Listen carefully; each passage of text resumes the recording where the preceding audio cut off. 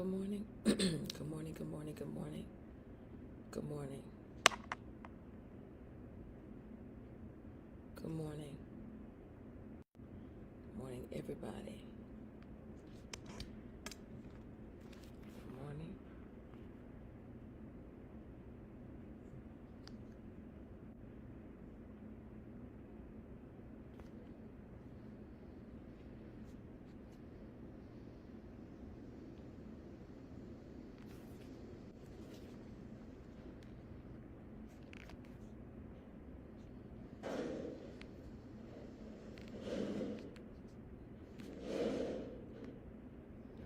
Good morning, everybody.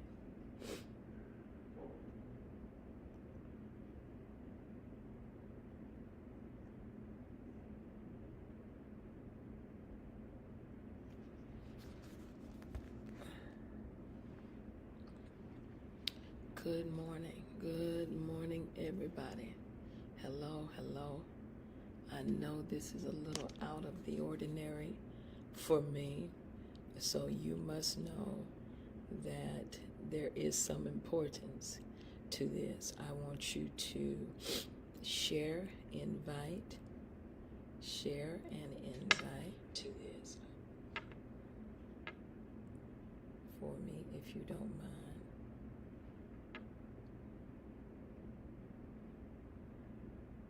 Like and share if you're on Facebook. Like and share if you're on Facebook. If you're on Instagram, hello, blessings. This is, I must say, going to be quite epic, I must say. Facebook, I need you guys to share it. I need you guys to send it out. I need you guys to tell somebody that we are on. I need you to tell somebody. Blessings to you, blessings to you, blessings to you. Thank you for tuning in. I know this is kind of spontaneous, kind of last minute. I know, but I really want you to tune in.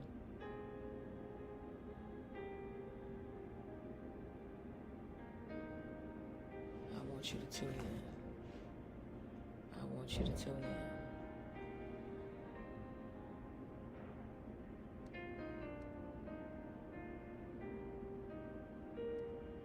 want you to tune in. Tune in. Tell somebody. Good morning. I know it's Saturday morning. I know it's your day off. I know it's your day of rest. But I want you to tune in. I want you to tune in.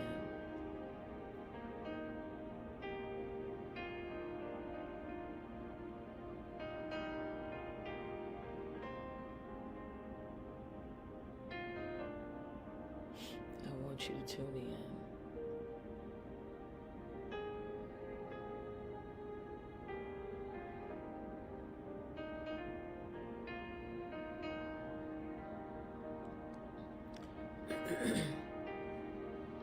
I want you to tune in. Thank you, Lord. Thank you, Lord. Thank you, Lord.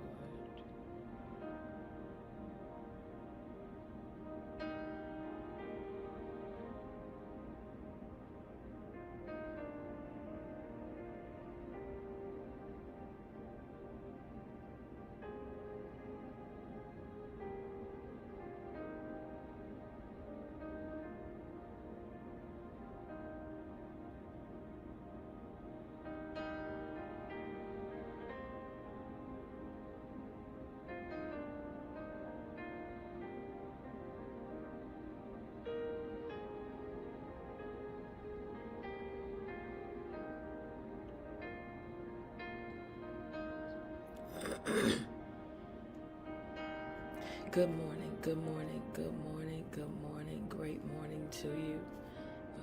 Great morning to you. This is going to be, I'm going to challenge you today.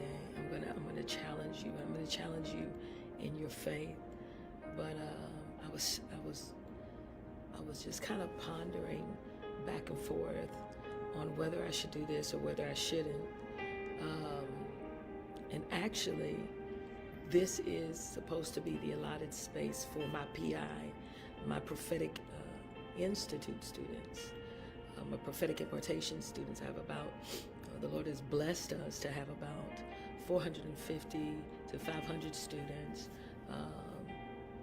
That is separate from Moore University. That's separate from our mentorship program. We have about 450 to 500 prophetic institute students, and this is supposed to be their time. And my sister said, I'm gonna send the letter out. She's my director of operations, and I said no. I said let me think about that. Don't send it out. So this morning, I was laying there. Honestly, this is the honest truth. I was laying there, and the Lord said, get up. Get up. I got a word for the people, and I want you to give a word to the people. And so I beseech you. I beseech you to invite. I'm gonna give you just a few more seconds to really invite some people.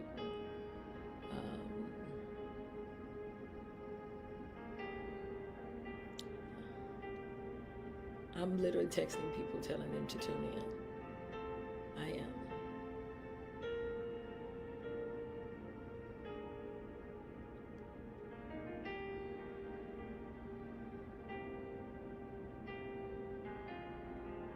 People I genuinely care about and love, that I know needs this word and feel like this word could help them. If you know somebody, and you feel in your spirit, could just use a word this morning, I want you to text them. I'm giving you 30 seconds. So go through your phone, make a deposit this morning, text some people, send them the link, and tell them to get on. Make sure you're liking and sharing. Make sure you're liking and sharing.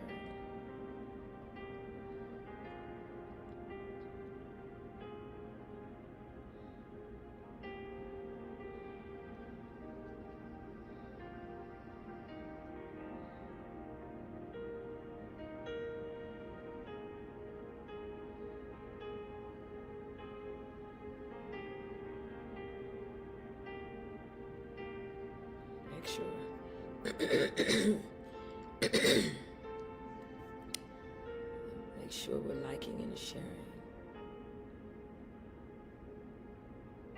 Make sure we're liking and sharing.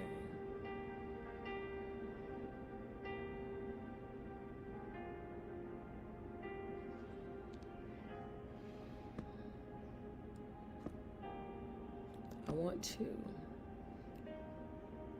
You see my title.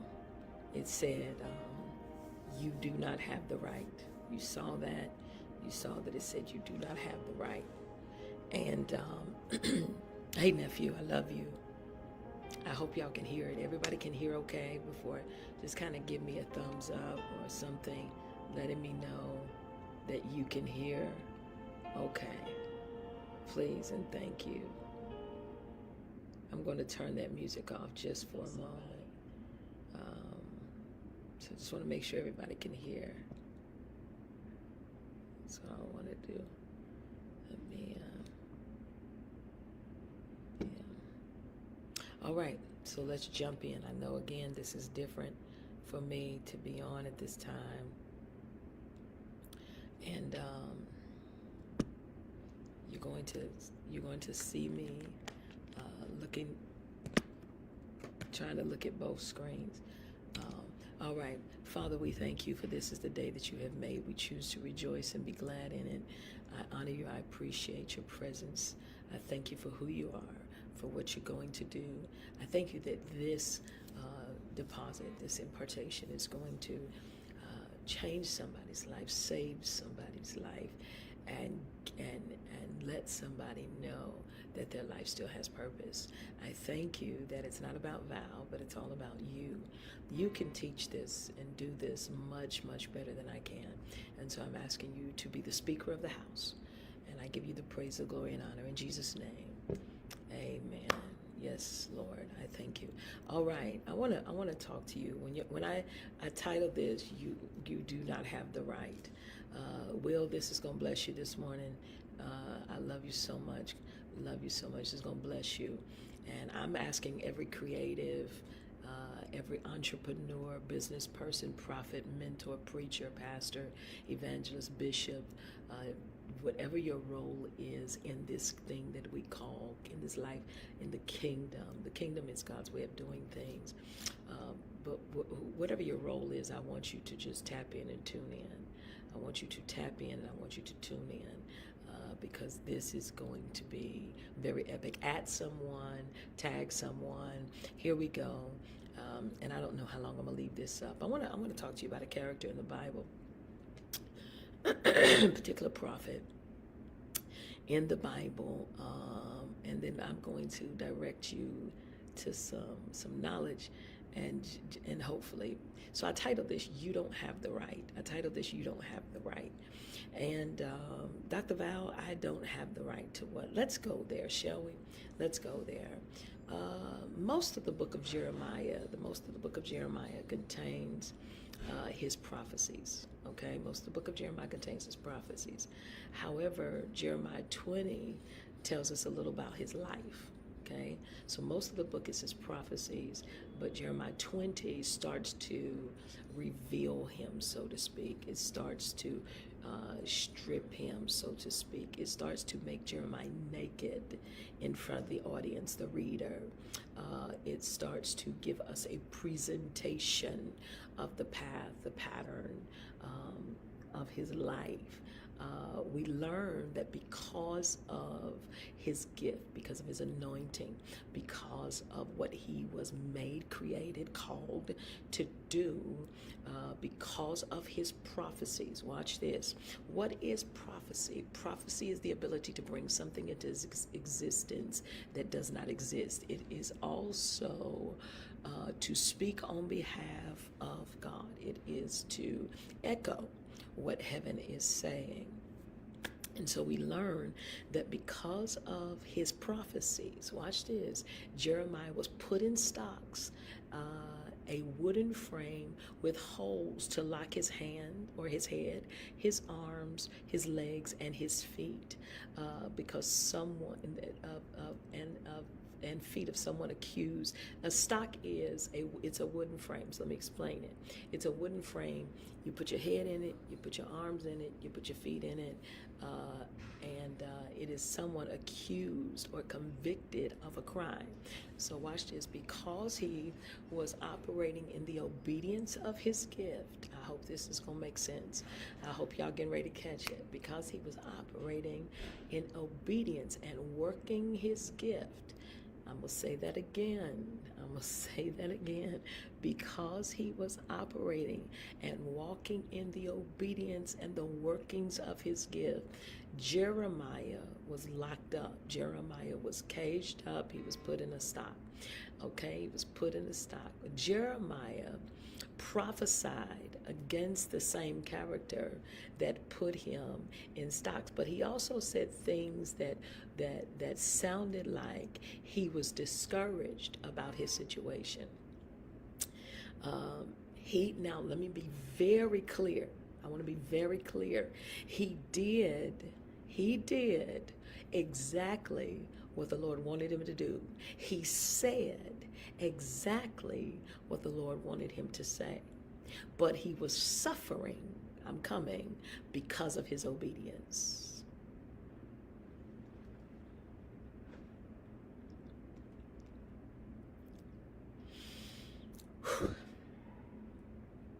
He was suffering because of his obedience. He was not suffering because he slept with somebody.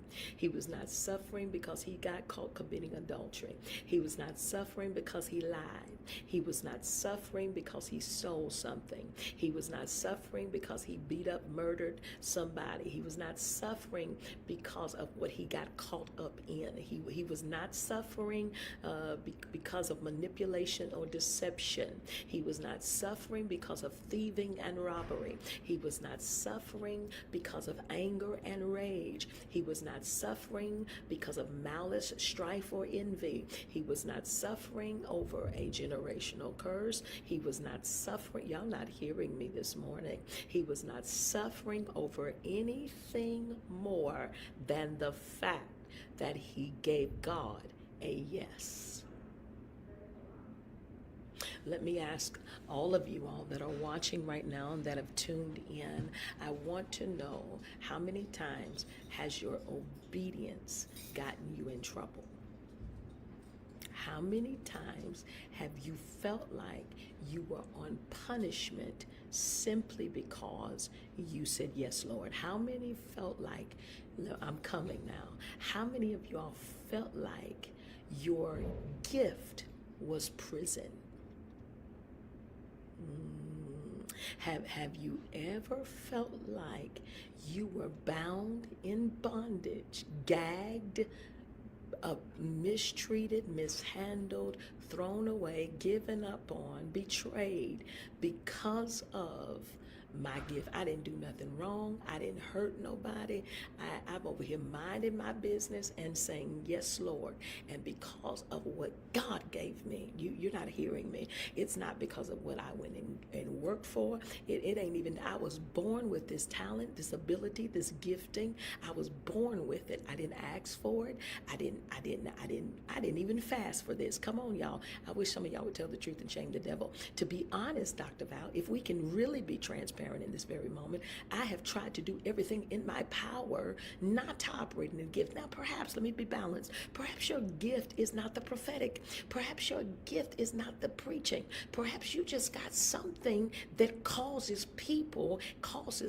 things to come against you. Perhaps you're walking in what feels like a curse, but it's blessing everybody else. It's delivering everybody else. It's getting everybody else out. It's telling everybody else about themselves to help themselves. And it feels like for you, it's locking you up.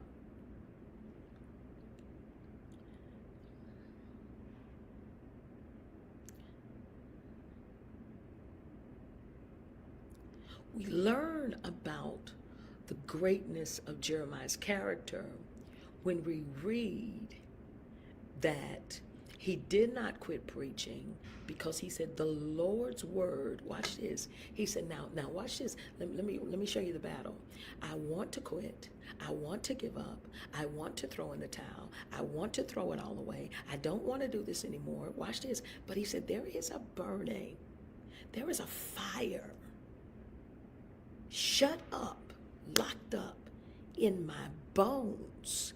That there's a fire that is in my bones. There is something in Jeremiah 20 verse 9. There's something in the makeup of me that I want to quit. I want to give up. I want to throw this away because hey, what I'm walking in, watch this, I'm coming to get you now. It's not for me. What I'm walking in is not even for my benefit. What I'm walking in is not even for my benefit. What I'm walking in, God gave it to me to help the kingdom, to help somebody else, to make somebody else great, to make somebody else better. And I'm being punished for helping them. Helping y'all is killing me. Am I? Is anybody gonna talk? I said, helping them is killing me. Helping them is killing me. And Jeremiah said, no. I'm not going to sit there and act like Jeremiah made this look like it was peaches and cream. No, Jeremiah said, I don't want to do this. I don't want to do this. However, when I want to quit, when I want to give up, when I want to throw in the towel, I just can't. It's not that I don't want to quit. I can't quit because it's a burning in me.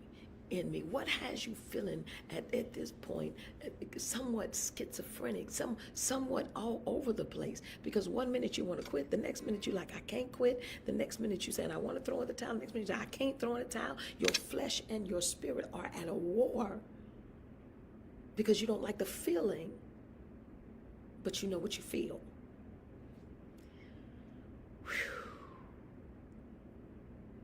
I hope I'm helping somebody. You don't even understand what Jeremiah went through. Jeremiah thought about quitting, so let me be very clear. Because in Jeremiah 29, he said, I will not mention him, God, or speak any more of his name. Jeremiah thought about quitting. He said, I'll move out of the public life. Watch this. Anybody ever wanted to go hide? Any creatives, any anointed people, any gifted people wanted to go hide, wanted to just go be incognito? I just want to be able to go and not be seen. Anybody like me? Y'all not being real this morning. I need the real people to tune in. Y'all, anybody like me that says, I just want to go crawl under a rock. Have you ever been in that place where you're like, I just want to go crawl under a rock? No, I don't want to do this. He said, I will give up my ministry. Jeremiah even said, maybe I'll go into retirement. He said it. He said, maybe I'll go into retirement. But when he thought about that, about all of this, he found, because of the burning, I couldn't do it. I can't do it. So shut up in my bones. Bones. The bones is the skeletal system. Without bones, hey Jamal, how are you? Without bones, you have no movement. Without bones, you have no stability. Without bones, you have no flexibility. Without bones, you have nothing to. There's no movement. And he said, watch this.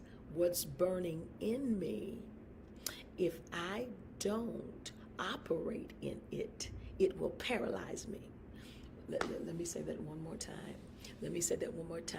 I want to quit, but if I quit, I will become paralyzed because I can't function without operating in what he's called me to do. I have no functionality without operating. Let me just use Val for an example. The prophetic... Everybody wants to do it, which nobody understands it. Everybody that wants to do it really does not have a full understanding. I don't enjoy, I enjoy prophesying. Let me be very clear. I do enjoy operating in the gift. I just don't like all that comes with me having to operate in my gift. I guess is the best way I can say it. And this is not fun. The life of a prophet is not fun. Let me be very clear. Prophesying, that's the least we do as prophets is prophesy. The least, there are meetings, there are tables, there are councils and things like that. The least we do as a prophet is prophesy. That's the least we do. But I'll get into that tomorrow. Monday and Tuesday. That's a whole nother teaching.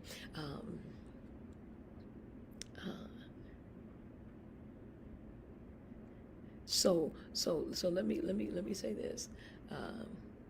Let me say this.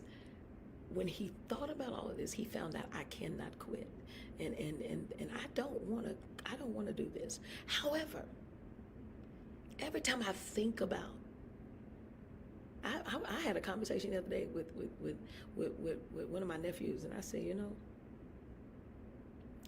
I think I'm done. And before I could get the why I said it out my mouth, he was so on me. He was like, no. We're not even getting ready to go into this conversation. I said, I think I'm just going to teach and do more you, and I think I'm just going to teach some classes and focus on my school. They can have it. He said, are you depressed? I said, no. He said, is everything all right? I said, yeah. He said, well, did something happen? I said, I'm just really tired of not sleeping. I'm just really tired of the warfare. I'm just really tired of blessing people privately that act like they don't know me publicly. I'm tired of the double. I just can't. I'm tired of sitting at tables that'll never invite me to their stages. I'm like a secret. And I'm just, now that might be too real for some of y'all. I mean, I go days with no sleep. I be praying for people that can't stand me. So that I can ask God to cover, help. God will put a burden on watch this. God will put a burden on you for a person that is a burden to you. I'll come back to that. That's another teaching. God wouldn't let him go. He said, the words are shut up in my bones. The word is like fire. Shut up in my bones. I am weary of holding it in. He said, and indeed I cannot. I can't live. Watch this. Because in verse 20 and 9, he's having a whole conversation. He said, I can't live with watch this. I can't live with what you have called me to do. Then he says, and I can't live without it. You got two different, I can't live with it. Who am I helping this morning? I can't live with it. On the other hand, I can't live without it. Then he said, it ain't fair. This is not fair. What am I supposed to do? He goes on in verse 20 and 7. If you scroll up a few verses, he says, you got me into this, Lord. Watch this. And you never told me that it would be like this. Okay, I'm getting ready to run up this hallway. Can you give God a yes when you don't know the blueprint? Can you obey his instructions when you don't know how it's going to turn out? He said, you overpowered me and prevailed.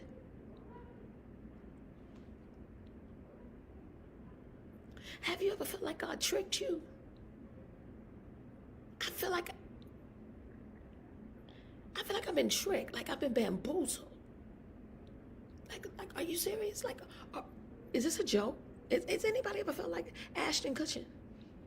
Like, am I all punked? No, y'all playing. Somebody playing with me. No, somebody's playing with me, and then. So for those of you that don't know, listen, Will, listen. Houdini'd, hoodwinked, bamboozled, tricked, scammed. Nobody sat me down and told me this part. Did nobody tell me this part? Nobody. Somebody got some splaining to do. Somebody got some splaining to do. Who on Facebook am I talking to? Who on Instagram am I talking to? Have y'all shared this yet? Have y'all shared this? And so for those of you that don't know, I am currently pursuing, I'm pursuing a PhD in both sides. I have, yes, Bree punked.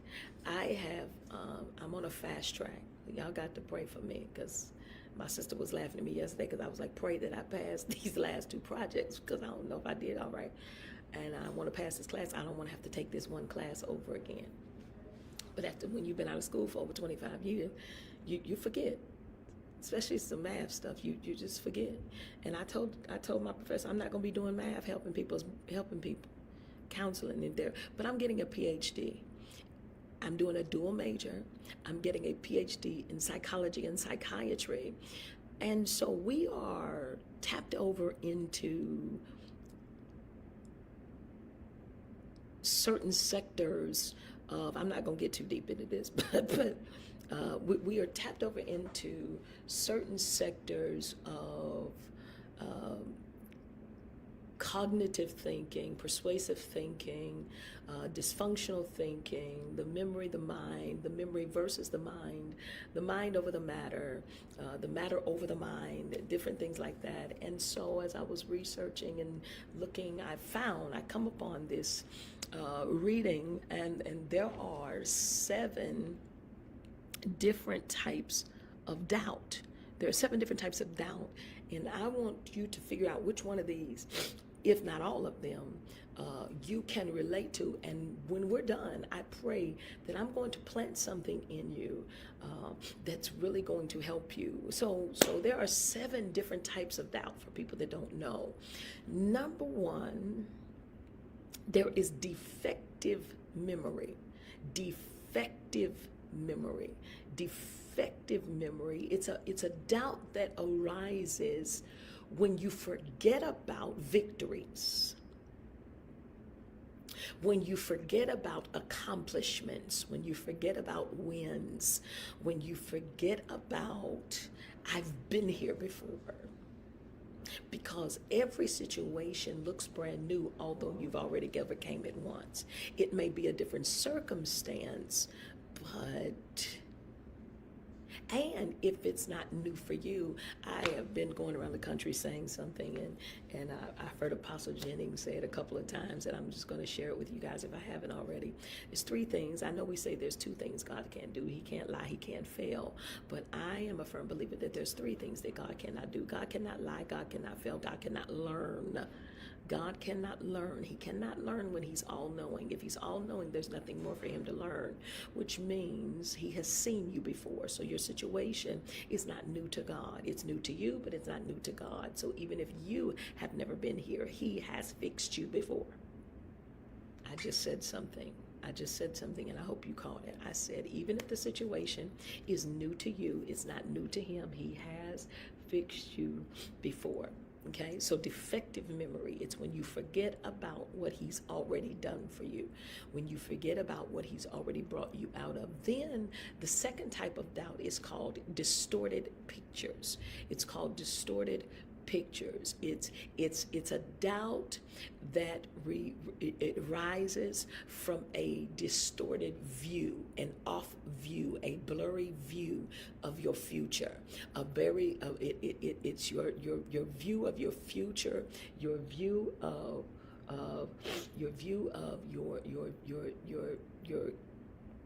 the vision that God has given you about you is very distorted. The picture of you is off. Okay, so that's the second one. Number 3 is a defective foundation. It's a lack of evidence. It's having a lack of evidence, right? Because faith, we know faith is the substance of things hoped for, the evidence of things not seen, right? And so you have no evidence that God is going to make a way. You have no evidence that God is going to bring you out. And so the foundation, your stability, you don't have anything to stand on because it's nothing is stable for you right now. Okay? Then number 4 is what's called a divided commitment. It's an indecisive nature on, should I do what he said or should I not? Because every time I seem to do what God says, and every time I seem to get on the straight and narrow, it seems like all hell breaks loose. Let's be honest. Some of us feel like we are doing better when we are disobedient, doing our way. I know this is boring to some of y'all, and everybody don't need it, and I'm okay with that. And but I hope I'm helping somebody. It's a divided commitment. God God calls you to make a decisive commitment when what you want to do looks a lot better. So then number 5 is called diminished growth. Diminished growth. It's when you get stuck in what was. You cannot move from your history. You stuck in your last win. That causes diminished growth when you are stuck in your last victory. You're stuck in your last victory. Number 6, disappointed hopes. Disappointed hopes. Those are doubts that arise from failures. When you're going after something, you worked hard, you put everything you had into it, and then it fails. Disappointed hopes. It fails. It falls apart. And you're just like, why come every time I'm trying to do something, things break? Yeah, that's what it is. And number 7, destructive fears. It's the fears that arise from what we actually see going on in our life. It's the I won't do it. Let me just take this for example. If you've ever been married, you went through a nasty divorce, I'm never getting married again. That's a destructive fear. That's a destructive fear. It's that fear that says, I'm never doing this again because last time. Or, watch this, I'm never doing this again because when I saw my daddy do it, or when I saw my mama do it, it is a destructive fear. It's a destructive fear. It's a destructive fear. It's that fear that it failed for them, so it's destined to fail for me. So now, as a psychiatrist and as a psychologist, Dr. Val, how do you deal with those 7 things? How do we deal with them? Number 1, you got to start with a diagnosis. Your priority is to identify. Your priority is to identify the root cause. You got to start with the diagnosis. You've got to start with the root cause. What is causing this? Because sometimes what is feeding your doubt is doubtful people. I'm gonna leave. I'm gonna go ahead and go to the gym. Sometimes what is feeding your doubt is doubtful people. You've got doubtful people feeding the root of your doubt, causing the doubt to continuously grow. And watch this, they are feeding you based on what they are digesting. And they're digesting the inability to have a future, so they are spewing that on you. You've got to start with the diagnosis. What is the diagnosis? Is this pattern in your bloodline? Is this pattern in your DNA? So now, are you under a generational curse? Is that where it's coming from? I'm going to help you. Number 3, start with the diagnosis. Start with the diagnosis. Find out, is who's feeding me corrupting me? Am I getting food poison? Am I under the right ministry? Am I under the right covering? And what is happening? So I got to start with the diagnosis. Number 2, you got to preserve the everything that's diagnosed is prescribed.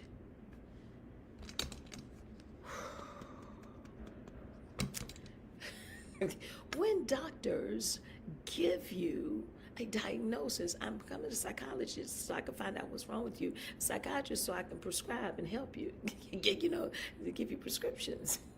Now the psychologist, I want to find out what's wrong. Psychiatrist, I want to diagnose you and prescribe.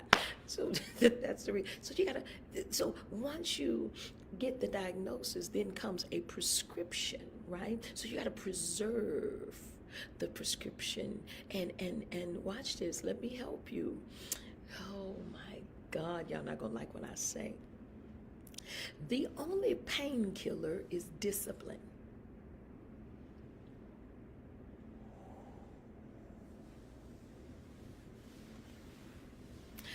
All though obedience is causing pain, it's that same obedience that's going to get you out of pain. The best way I can describe this is to tell you, I've been going to the gym consistently. I just got back with, well, not the same trainer, but I just got a trainer. And one thing I do notice is that one thing, all the pattern I'm seeing with trainers that is consistent across the board. When you feel the burn, they tell you work through the burn.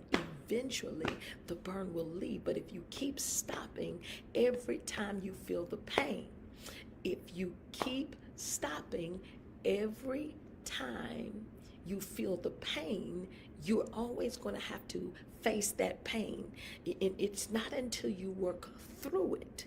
So you got to preserve the diagnosis. You got to stay obedient even when you don't like the directions and instructions. You got to stay obedient. Number 3, you've got to anticipate the struggle.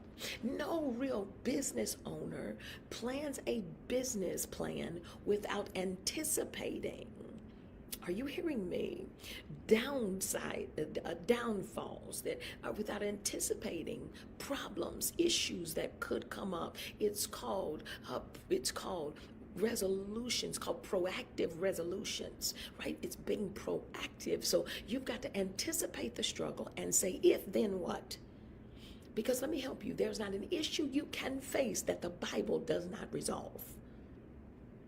There's nothing you can go through that God does not have a word for.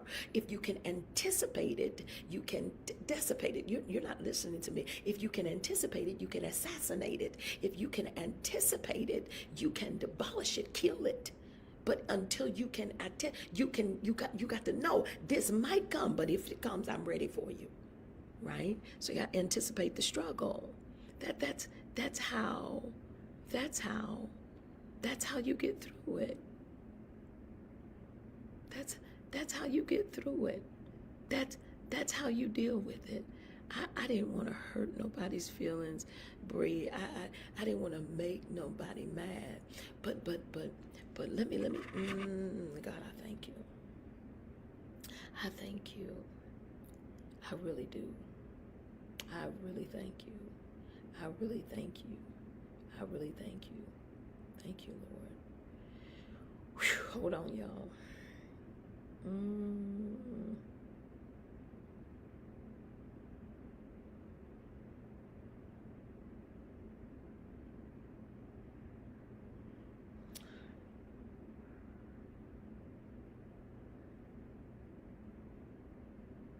Hold on.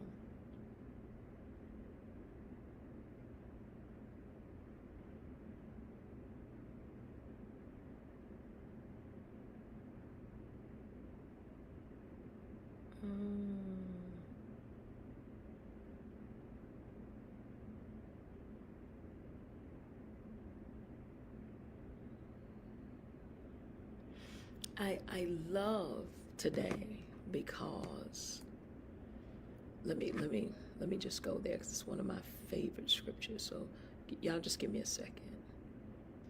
Give me a second. Don't leave me. I'm almost done. I think it's chapter 6. Please be right.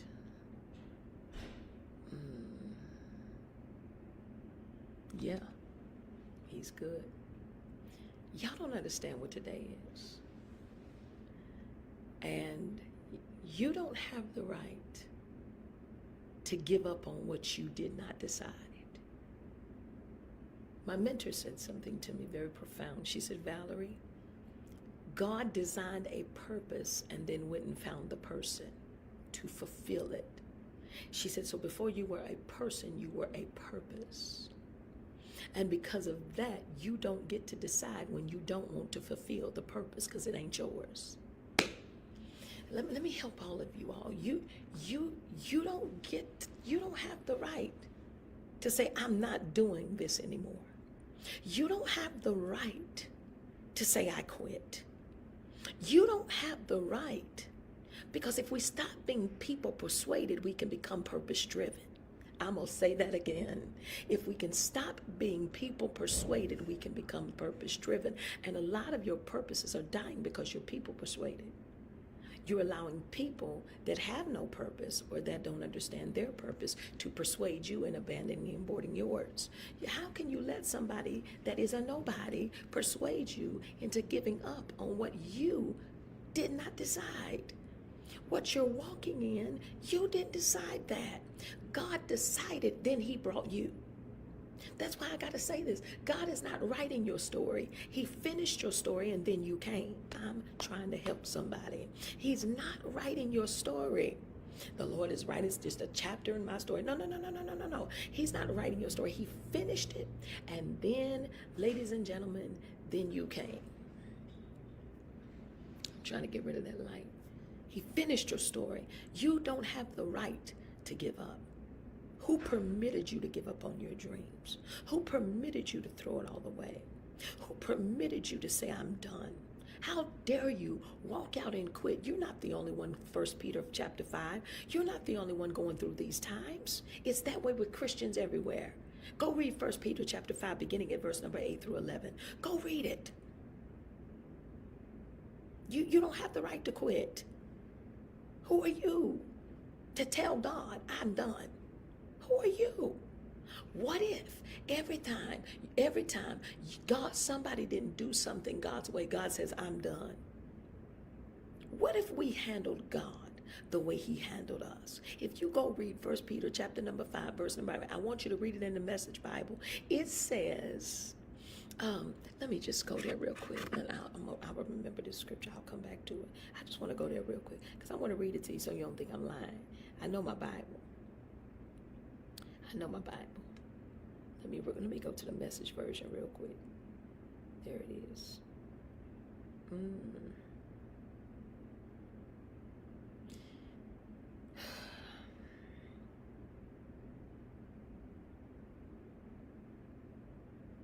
Give me 1 second, yeah.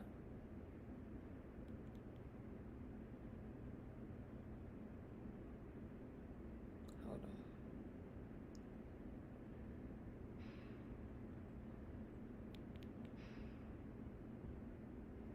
Give me 1 second.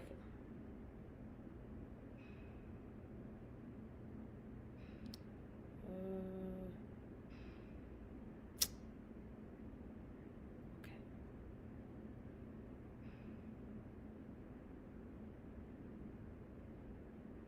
All right, here we go. It says, watch this. Watch this. I'm sorry. I'm back. It says, 1 Peter chapter 5, verse number 8, keep a cool head. Stay alert. The devil is poised to pounce and would like nothing better than to catch you napping. Keep your guard up. You're not the only one plunged into these hard times. It's the same with Christians all over the world. So keep a firm grip on the faith. The suffering won't last forever. It won't be long before this generous God who has great plans for us in Christ, eternal and glorious plans there, will have you put together and on your feet for good. He gets the last word. Yes, he does. That's the Bible. That's the Bible. You're not the only one going through. And you're not the first you. Lord, you talking this morning and they're not listening. I'm going to say that again. You're not the only one going through, and you're not the first you. You're not the first you. You're not the first you. He's seen you before. So how dare you? How dare you say I'm quitting? How dare you? How dare you say I'm giving up? How dare you say I'm throwing in the towel? That ain't how this works. You don't get to quit. You don't get to throw in the towel because you don't like how it's going. Sometimes God don't like what you're doing, and he don't quit on you. Sometimes God don't like how you're acting, and he doesn't quit on you. How dare you throw away your gifting, your calling, and your purpose?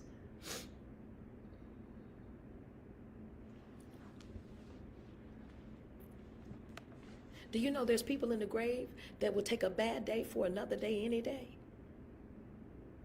I'm going to say that again. There are people in the grave that would take a bad day for another day any day. You don't get to quit. It's like that with Christians all over the world, not people. It was very specific. It said it's like that with Christians all over the world. Everybody's being challenged. Everybody is having to face a fight. Everybody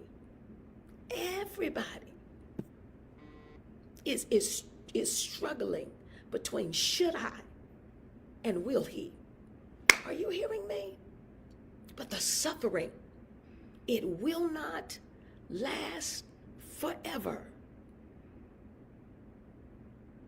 The suffering, yeah, Pharaoh, there are people in the grave that would take a bad day for another day any day.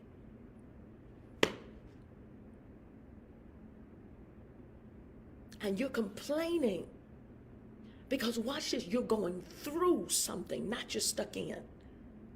I said you're going through, which means anything through has an out. Anything through has an in, Bree, and an out. Anything through has an in and an out. I came through this hallway, and the same way came through it, I can go out this hallway. You don't get to quit because you didn't decide. This ain't your gift to throw away. How dare you mishandle God's gift because of a trial? Because of a trial, you got to endure hardship like a good soldier. You got to stay in the race. You got to keep your hand to the plow. You got to stay focused. You got to. I know it's tough because do you not understand what today is? Today is June the 24th. Today is a day of importance. Breland, Pharaoh, Prophet David, Will, who's listening to me? Those of you on Facebook, those of you on Instagram, do you know today is June the 24th? Jenny Johnson, are you aware that today is June the 24th? Today is June the 24th. Y'all don't get to throw it away. You don't get to give up because life is hard. You don't get to give up because life is difficult. You don't get to give up because there's a trial. You're not the first one to lose your mother. You're not the first one to lose your father. You're not the first one to lose friends. You're not the first one to go through a divorce. You're not the first one to go through a challenge. You're not the first mother to have a son in jail. You're not the first father to have to bury a child. First mother to have to bury a child. You're not the first mother who's at odds with her daughter. You're not the first. You are not the first. God has seen you before. He has seen you before. You're not the first one to get fired. You're not the first one to be jobless. You're not the first one to be homeless. You're not the first person to be carless. You're not the first person to be broke. You're not the first person to have that bad credit. You're not the first one to be evicted. You're not the first person to go through any kind of legal battles. You're not the first you. He has seen you before. But I get encouraged when I know I have never seen the righteous forsaken. I have never seen his seed begging for bread. I thought I would lose my absolute mind when my grandmother died on Mother's Day. And then not even a year later, 6 months later, my aunt, who was everything to me, died. And then y'all not listening to me. 5 months later, my god sister suddenly died. 3 deaths in less than a year. I was trying to comprehend it. I went through a divorce. I was trying to figure it out. I had to change my whole life. My pastor sat me down for a year.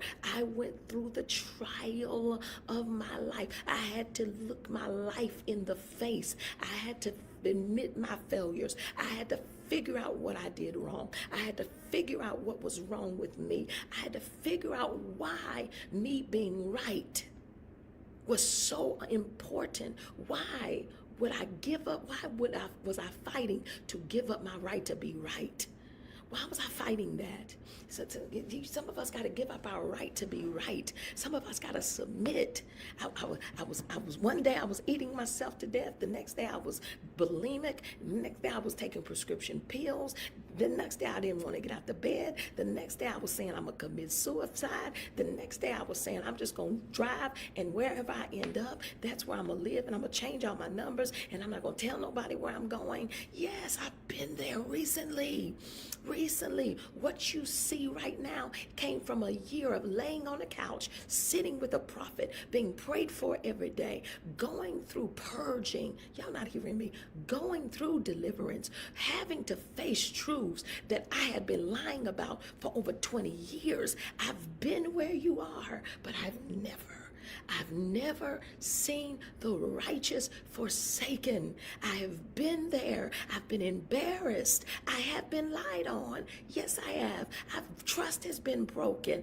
I've broken trust. You don't understand. I've failed. I've made bad decisions. I have missed it. But I've never seen the righteous forsaken. I had everything fall apart at one time, but I've never seen the righteous forsaken. You're looking at a woman that 2 years ago did not even know if she wanted to live anymore. And here I am now. I have a master's and a bachelor's in psychology and psychiatry, and I'm working on a PhD. I have a 4.2 GPA average. I can post my grades and let you see them. I am number 1 right now in psychiatry and number 2 in psychology. I have never seen the righteous forsaken. I'm saying 2 years ago, I was addicted to prescription pills. 2 years ago, I didn't know if I was going to have a ministry anymore. But right now, I have one school with 450 students, another school with over 300 students. I have never seen the righteous forsaken. I'm not preaching because the invitations are not coming in. I'm not preaching right now because my pastor, my mentor wanted me to focus on school. But the Lord is supplying all of my needs according to his riches and glory, because I have never seen the righteous forsaken. Is it hard? Yes. Is it tough? Yes. Do I cry? Yes, I do. Do I weep? Yes, I do. But I've never seen the righteous forsaken. And because you made it to June the 24th, if you go to Numbers chapter 6, verse number 24, it says, the Lord bless you and the Lord keep you. The Lord bless you and the Lord keep you. Another word for bless is kiss. Kiss means to solidify. It means to seal the deal. So you've been sealed. God has made covenant with you, and because he's made covenant with you, I have never seen the righteous forsaken. I am walking in my number 624 today. Today I am walking in 624, J.O.R. I have never seen the righteous forsaken, and the Lord bless you and the Lord keep you. You will be blessed and you will be kept, but you don't get to quit. Let me say it again. You will be blessed and you will be kept, but you don't get to quit.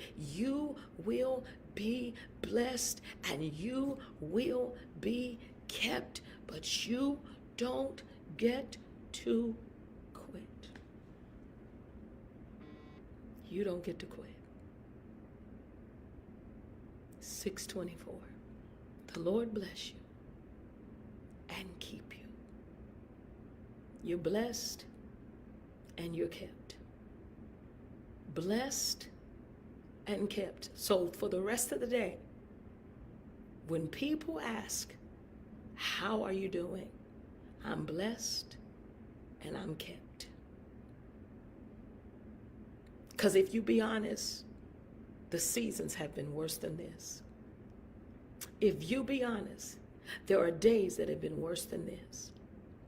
If you be honest, there are months and years that you can recollect on, that you can look back on, that you can say, you know, it ain't so bad after all. I'm blessed and I'm kept. 624. Blessed and kept. You, some of y'all are doing it, and I appreciate you, honor you for honoring me. I'm blessed, I'm kept. I want everybody to write that right now in the comments. I'm blessed and I'm kept. I want you to go in your Insta story, and I want you to tag me, and I'm going to repost it. I want you to just put today is my 624 day. I'm walking in 624. I'm walking in number 624. I'm blessed and I'm kept. 624. I'm blessed. Can you believe you woke up today being blessed and kept? Hard, but I'm blessed and kept. Crying, I'm blessed and kept. Alone, blessed and kept. Afraid, blessed and kept. If you're going to do it scared. If you're going to do it afraid. That's fine. Just do it. I'm blessed and I'm kept. If it don't work, I'm blessed and I'm kept. If I don't make a dime off of it, I'm blessed and I'm kept. If they close doors, I'm blessed and I'm kept. Amy, I don't know. I'm not even going to say your last name out of honor, but you just sowed that, and I've seen you sow to me before, and you just and I'm gonna say this to you. I love your faith. I absolutely love your faith. I'm teaching a class Monday and Tuesday. I want to gift you. Can you DM me and say, I'm Amy. I'm the woman that sold the dollar. I want to do two things. Number one, I want to sow into you. I want to give you the teaching that I'm doing Monday and Tuesday for free. And then I'm going to give you 1 year of More University for free. So if you could, Brandon, make sure we get all of her information. I'm going to give you 1 year of More You for free. 1 full year of More You, because I've seen you do that before, and I want you to know your seeds are not in vain. So you get to come under my mentorship program for 1 year for free, because I want to bless you. I want to bless you. I want to bless you. Yeah, your name is Amy. You just sowed that out. I've seen you do that before. I'm blessed and I'm kept. And Brandon, make sure she gets to do the More You 1 year for free. She gets to do the Prophetic Institute 1 year for free, and then Monday and Tuesday for free. For a whole year. We're going to sow that to her. We're going to sow that to her. That's about I don't even put that out there, but God bless you. And I just want you to know your seeds are not in vain, and they're not unseen. They're not overlooked because of how much of the amount. They're not overlooked. But I want to bless you just because you did that. Somebody said, what's the cash app? It's $ Dr. V. V is in Valerie Now. N-O-W, Dr. V Now. I'm blessed and I'm kept. I am begging you that when this live is over, I want you to go post that. I'm walking in Numbers 624. I'm walking in Numbers 624. I'm blessed and I'm kept. I'm blessed and I'm kept. I'm blessed and I'm kept. Thank you to every person that tuned in this morning. I know it's your Saturday. I know there's a lot you could be doing this morning. I know, but I thank you for loving you enough to tune in. And but you don't get to quit. You don't have the right. You don't have the right. So dry your face, dust yourself off, and pick up, try it again. Who sang that? It's an R&B singer. I don't know who sang it. I don't know who sang that. But they said if at first you don't succeed, pick yourself up or dust yourself off or do something and try again. You go pull it out again, pull the plans out again. Right? You don't need the people when you got the purpose. And some of you are quitting because people left you. God will send people that want to help you. Can I say this? The people on my staff work like they are full-time employees. Aaliyah, one of my staff members who ain't that saved, texted me and told me who sang it. Aaliyah sang it. That's who. Look at all y'all unsaved people telling me who sang it. Look, Will, I knew you would know. I knew you would know, Will. I knew you backslider. I'm just playing. No. You got to dust yourself off and try again. You got to dust yourself off and try again. But no, you don't get to quit. You don't get to quit. You don't get to throw in the towel. For those of you that signed up and registered, and first let me thank everybody that sponsored someone. Because of you, we were able to sponsor, I think, over 13, 14 people. Because of you, because of your seeds, because of your giving, we were able to, maybe close to 20 people, we were able to sponsor because of your sowing and your gifting. So I want to thank every person that partnered with Valerie Moore Enterprise to sponsor someone that just are in that place right now that could not afford it to be able to participate. So I look forward to seeing you all Monday night and Tuesday night for 2 days of prophetic intensive. It's going to be absolutely amazing. God is really going to open the eyes of our understanding. He's really going to open the eyes of our understanding and be able to push us into our prophetic destiny and prophetic purpose. Jabari, I love you. You are one of my favorite. You might, if my son didn't play Jabari, you would be my favorite guitar player. I ain't lying. That's one of my favorite instruments. The lead guitar is one of my favorite instruments. And Jabari, I'm not just saying this, I mean it. I've always said that ever since I was introduced to you. You're amazing. So listen, no, you don't get to quit. So go ahead, get out of your feelings. Get out of your feelings. Your feelings are not final, but they can be fatal. Let me say that again. Feelings are not final, but they can be fatal.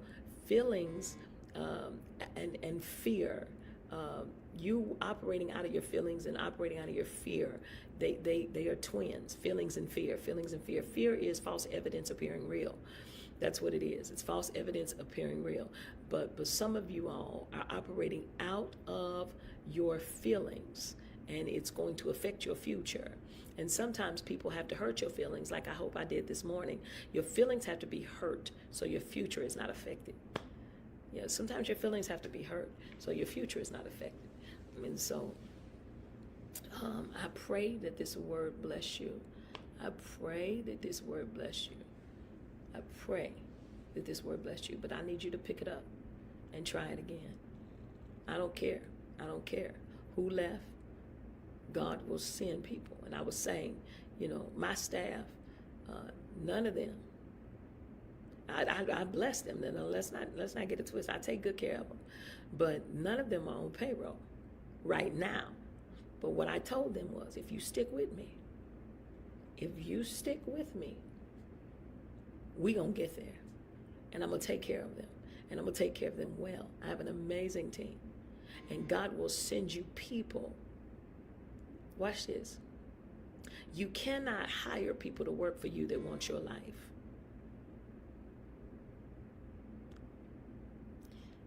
And I'm sorry. www.valemoreenterprise.com. You can sow there, or you can sow Zelle 704-605-8208, 704-605-8208, or $ Dr. V now. You cannot have people working for you that want your life. Can't have people working for you that want to be you. You can't have people around you that want to be you. You can't have people around you that want your life. You can't have people around you that envy you. You can't have people around you that are jealous of you. You can't. Mm-mm.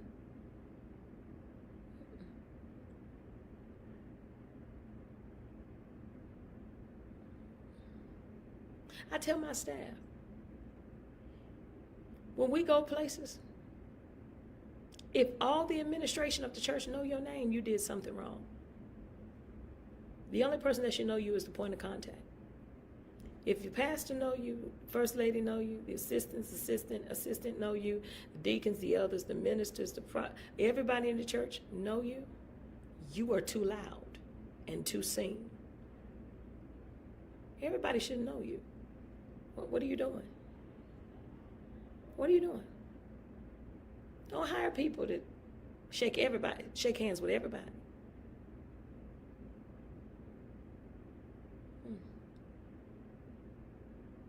Learn how to be in the room and out the room simultaneously. If I can hear you, you're too loud. Learn how to be in the room and out the room. You need to learn how to be present absent. Presently absent. Stop hiring people.